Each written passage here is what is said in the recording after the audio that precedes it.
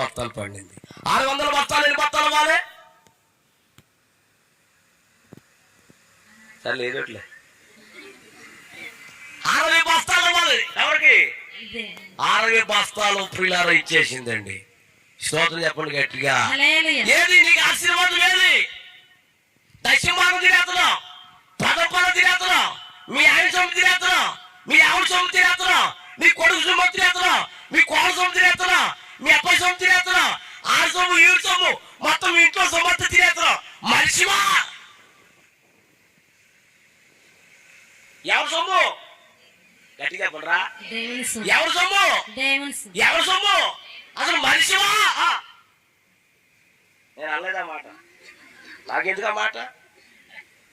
దశం భాగం ఎవరు సొమ్ము అంటే ఈ రోజు నీకు ఉద్యోగం ఇచ్చింది ఎవరు? చెప్పు. ఈ రోజు నీకు ఉద్యోగం వద్దు కాదు.